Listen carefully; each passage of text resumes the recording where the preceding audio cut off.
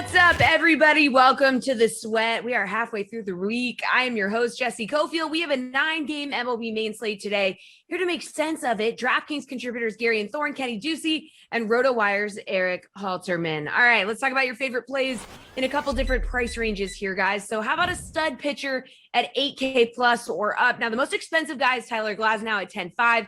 His 97.3 mile per hour fastball ranks as the 5th best fastball in baseball. And the Royals are the 6th worst team against fastballs. So, Garion, you want a piece of that, or are you paying down for another option?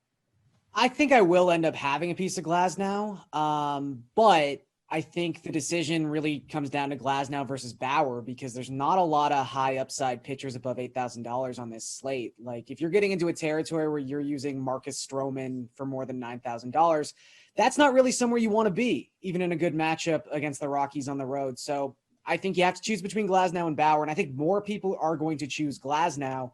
So I'll roll with Bauer. I mean, the Astros, probably the worst matchup you could draw as a fantasy pitcher. They have the lowest strikeout rate in baseball by a wide margin. But I think Trevor Bauer can overcome that, considering he's just an elite strikeout pitcher. His last 3 games, he has a .93 ERA. Opponents are slugging just 149 against him. He has a 41.1% strikeout rate.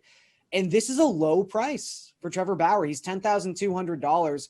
4 of his last 6 starts, he's been at least $11,000. So while it might not seem like he's a value play, and he's not, you do get some savings with Bauer tonight. And I think I'm going to take advantage of those.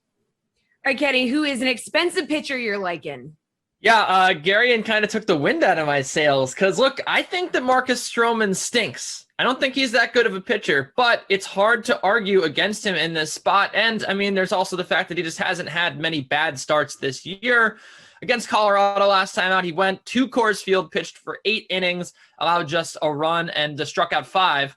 Now, the Colorado Rockies, Garion kind of undersold how bad they are on the road. They have won 3 games on the road this year. They have played 21 road games. They are 3-18 on the road. They have a 59 WRC plus away from Coors.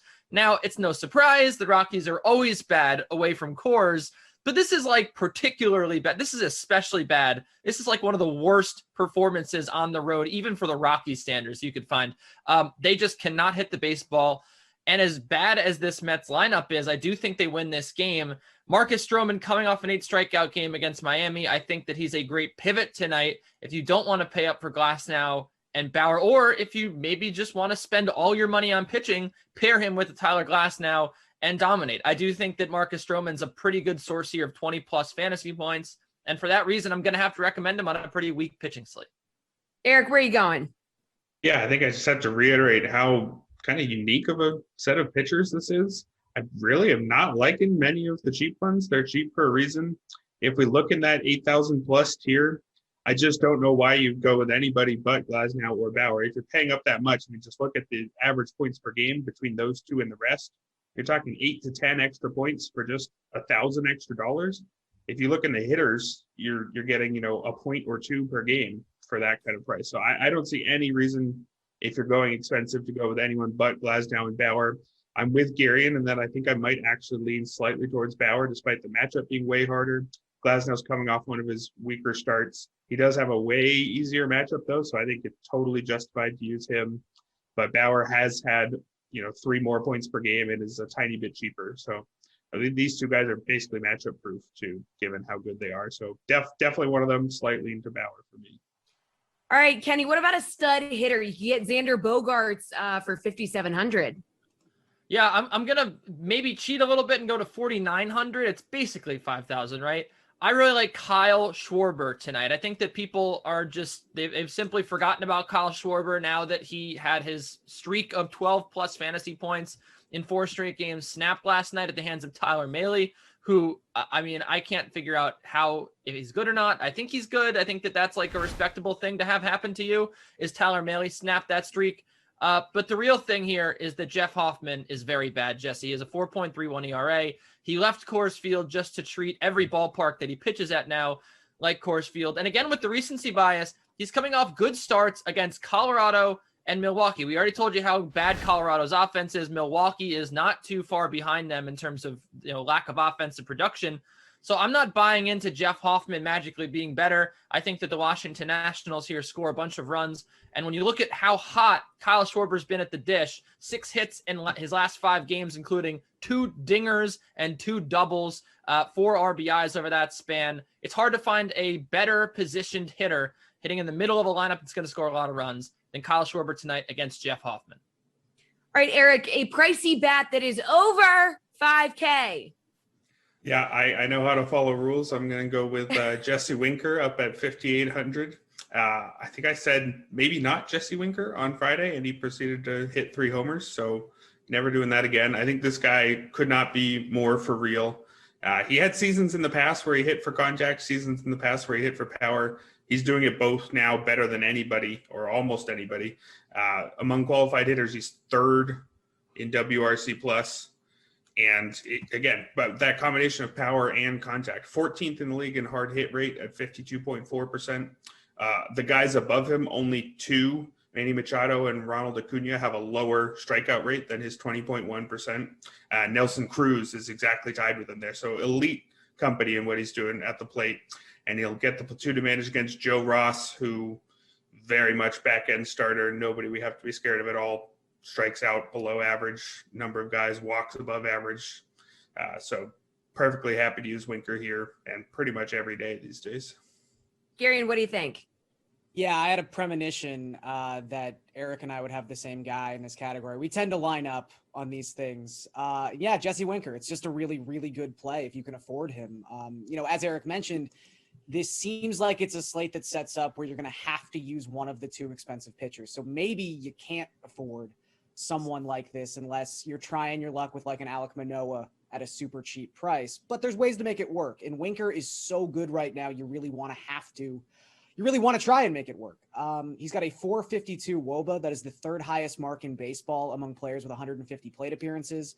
Only Vladimir Guerrero Jr. and Nick Castellanos are better. And the platoon split advantage in this spot is fantastic. I mean, Joe Ross giving up a 396 WOBA to left-handed bats, 2.2 home runs per 9 to left-handed bats. Winker's probably the hottest left-handed hitter in baseball. So everything seems to line up here for Winker to have a really good night. Well, you also need to save some money here after paying $5,800 for Winker. So Erik, how about a value bat for the people? Yeah, I think you can save some money by going after a guy who I think is just priced wrong. I think sometimes the algorithm, whatever it is, the elves, I don't know really how this works. Sometimes they just get the wrong number. And I think that's what happened for Adalberto Mondesi at 2,400. He has a horrible matchup against Tyler Glasnow, but we're talking a guy who, could cost easily double this once he's going. I don't know if he's going to play for sure. There's a chance he doesn't play on back-to-back days immediately after returning from an oblique injury, but the fact that he's only played 1 game, I think, is why he's so cheap.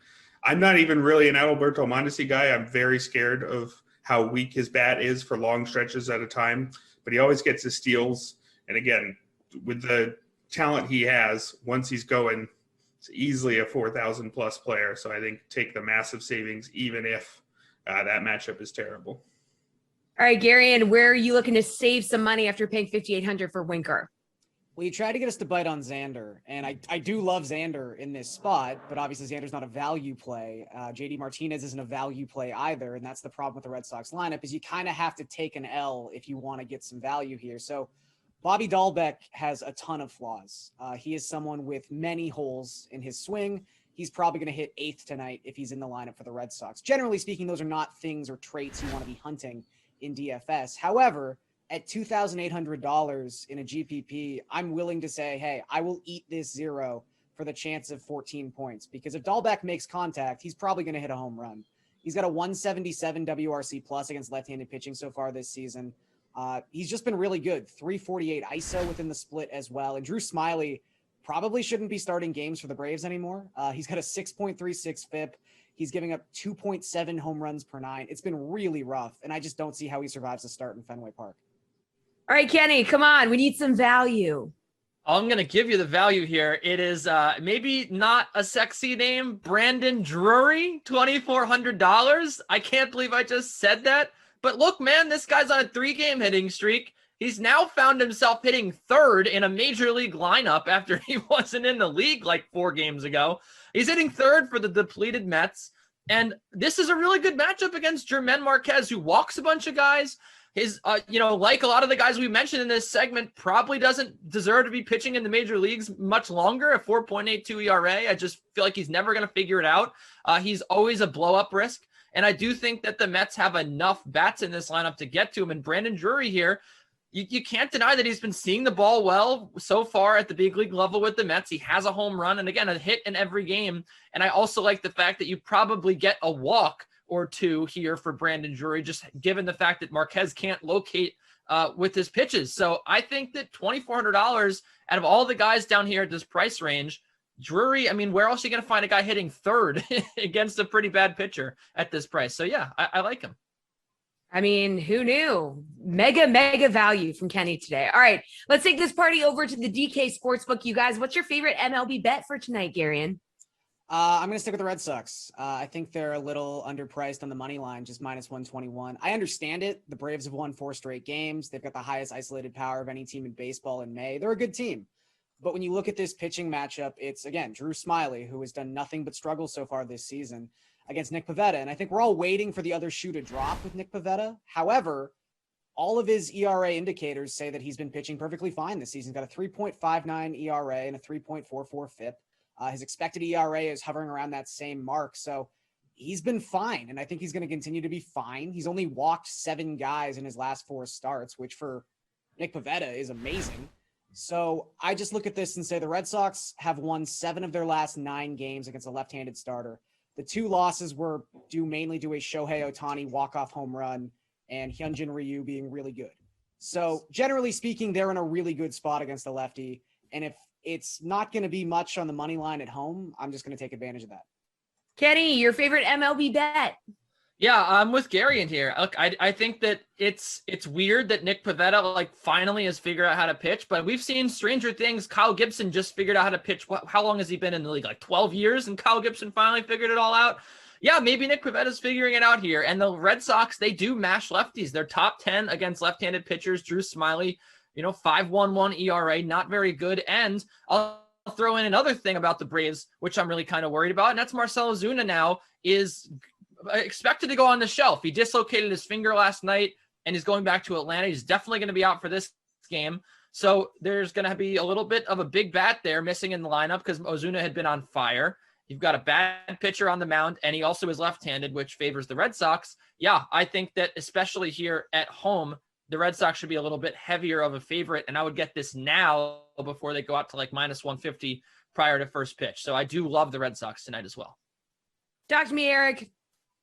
Yeah, first I have to say, as a Phillies fan, I consider myself a veteran of the, hey, maybe Nick Pivetta is good this year game. Gonna have to give me maybe 20, 30 more starts before I'm fully on board there. So I'm gonna actually go with the Tigers, which is not something I expected to be doing anytime soon. They're a slight underdog +112 against Cleveland. And that's because Tristan McKenzie was demoted by Cleveland on Saturday, but they apparently already need him again. Looks like he's coming back.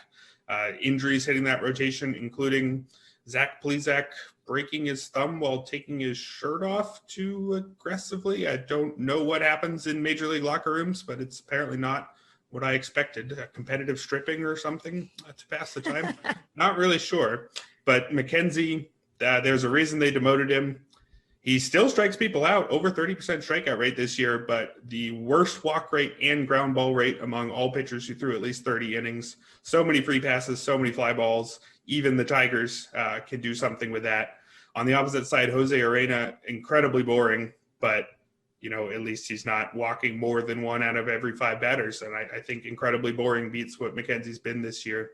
And the offenses are actually surprisingly equal, 25th versus 27th in WRC plus, with the Tigers picking things up after a terrible start. So give me the team that isn't Tristan McKenzie here.